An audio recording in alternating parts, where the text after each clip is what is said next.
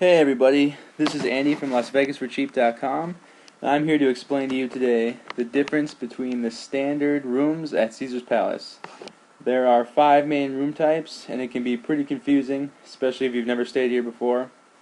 But there is a big difference between bottom of the rack and the best rooms there. So if you see a good deal, you might not want to get it if it's their worst room. Let's get right into it. Caesar's basic room is called the Roman Tower. These were built back in the very beginning, many years ago. These are these rooms right here. You're not going to see very much except for Flamingo and maybe the top of the casino here, which doesn't look very great. Next room up above that is the Forum Tower.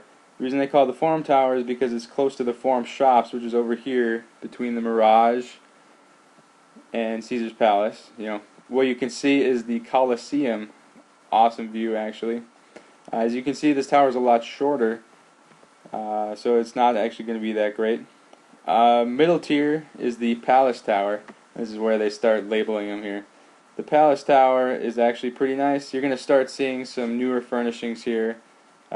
Decent room to stay in. The next to the top is the Augustus Tower. That's the front tower closest to the Strip on the Bellagio side. And then the newest tower, it's been open for only a year, maybe a little longer, but the tower was built before that, is the Octavius Tower. And this has all the newest amenities, and like I said, it has only been open for a year. Here's a picture I took from the Flamingo last year that shows you the towers, pretty well minus the glare. So you have your Roman Tower right here up front, the Forum Tower right here on the right, you can barely see it. The Palace Tower is the center tall one. The Augustus Tower is the front one by Bellagio, and then the Octavius Tower on the back left. Alright, let's get into the details of the rooms. So the worst standard room is the Roman Tower. It's right in the middle of the hotel. The view is categorized as none, and I believe it. The most you can see probably is some of the Flamingo on the top of the casino. The rooms are super small, 350 square feet, which is probably one of the smallest Vegas hotel rooms out there. Definitely old furniture, old bedding, stuff has not been redone. Probably not worth staying here if you're a little bit of a room snob like I am. Next you have your Forum Tower room, which is the room that Caesars tries to put off as their standard room.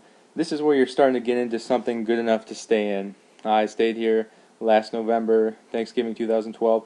The elevators are across from the Colosseum, which makes it a little bit of a hike to get to. You have to go through the casino, which is sort of a pain.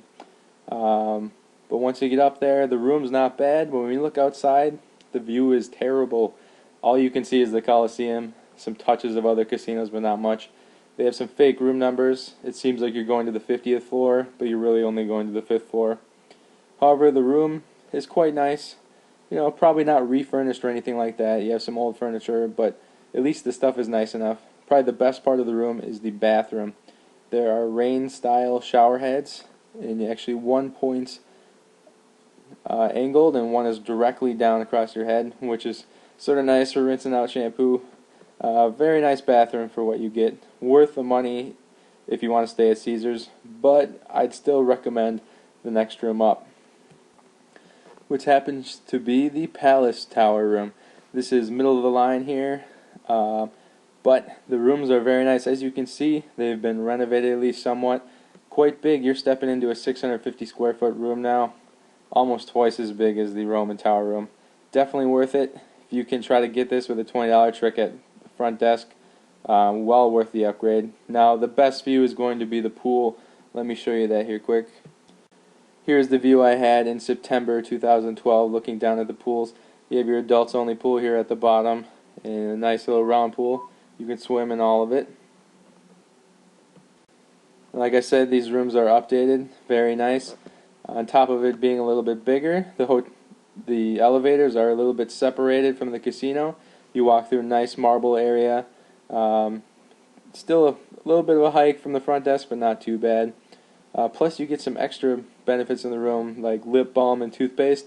normal stuff that doesn't come with other rooms. Of course you get your standard shampoo and all that, but definitely if you're looking to stay at Caesars, this is probably the lowest room quality you want to stay at. The second to best room is the Augustus Tower. As you can see, this room looks even better than the last one. Still 650 square feet. However, this time you get a private elevator bank off to the left if you're looking at check-in. This is nice. You don't have to walk through the casino with your luggage. And it's always a little weird, all navigating through all these tourists when you have luggage in tow. The furniture is looking a lot better. You have a velvet couch there in the corner. Best yet, if you can get a Bellagio side room and you're high enough up, you can see the fountains. Let me give you a quick view from the other side. As you can see here, if you happen to be in one of these higher rooms, you can look down on the Bellagio fountains. Here are the Bellagio Fountain stores, Olives and Louis Vuitton, but worth the extra money if you can get the Bellagio Fountain view. Just check it out, take a nice picture. I don't know if you can see it from the Octavius Tower, which is the room back here, but that's what I'm going to show you next. That leaves the very last and best standard rooms, which is the Octavius Tower. This was built a while ago, but the rooms have not been open. They've probably only been open for a year or a little longer now, so not too many people have been sleeping in them yet. As you can see in the picture here, the carpet's a lot nicer, couch is bigger. Now, the room is not quite as big as the Palace or Augustus Tower rooms, 550 square feet. But however, everything else is supposed to be more luxurious, more like the Bellagio or Wynn rooms. I'm actually going to stay here for my bachelor party in May, so I'll get a room tour up for you guys later. But definitely worth checking out. The rooms are quite a bit more expensive, especially more than the basic room. But like I said, go middle of the line if you can afford it. Go higher up, but it should be okay. Of course, you have the Nobu Tower now, which I don't know enough about yet, but basically it's for the Four Seasons types guests, people who really want to take it up a notch in terms of service and luxury. They did some construction in the middle of the hotel. That's where the rooms are going to be, but the room prices can be at least $100 more, maybe like $200 more even per night. So that's only if you have extra cash lying around. This has been Las Vegas for Cheap, taking you through the Caesars Palace rooms. Remember to visit LasVegasForCheap.com for all the latest Las Vegas deals and information.